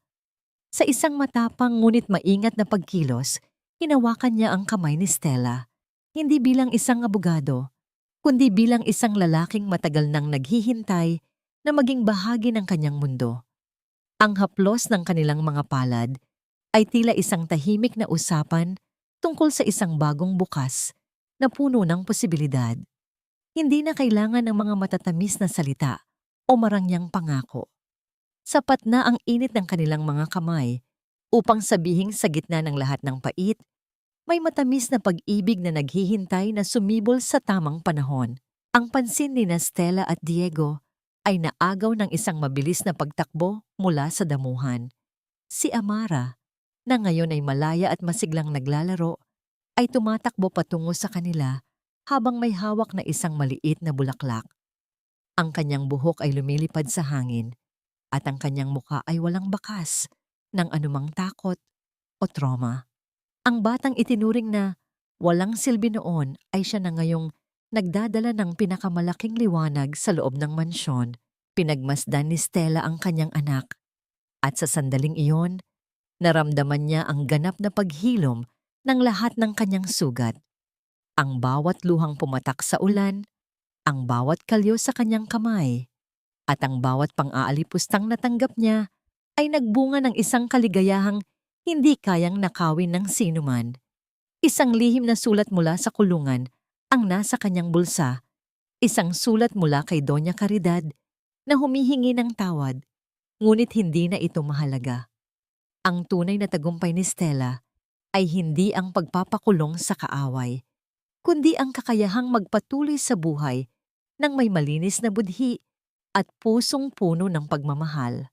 Sa paglipas ng panahon, ang hapdi ng kahapon ay tila naging isang malabong alaala na lamang na dahan-dahang tinatangay ng hanging dagat. Isang hapon, sa ilalim ng kalangitang nababalutan ng kulay kahel at lila, nakatayo si Maristela sa harap ng puntod ng kanyang ama. Maingat niyang inilapag ang isang kumpol ng mga sariwang bulaklak sa ibabaw ng marmol, habang ang banayad na simoy ng hangin ay tila humahaplos sa kanyang mga pisngi bilang isang pagbati. Sa pagkakataong ito, wala nang luhang pumatak mula sa kanyang mga mata. Ang tanging naroon ay ang isang malalim at payapang katiwasayan. Tahimik na kinausap ni Stella ang kanyang ama sa loob ng kanyang isipan. Ibinalita niya rito ang kalagayan ni na Alfonso at Doña Caridad. Sa loob ng maraming buwan ng pananalangin, natagpuan ni Stella ang lakas upang tuluyang magpatawad. Ang pagpapatawad na yon ay hindi dahil karapat-dapat ang mga Villafuerte, kundi dahil karapat-dapat ang kanyang sariling puso sa kapayapaan. Pinakawalan na niya ang lahat ng pait at galit na minsan ay naging mitya ng kanyang paghihirap.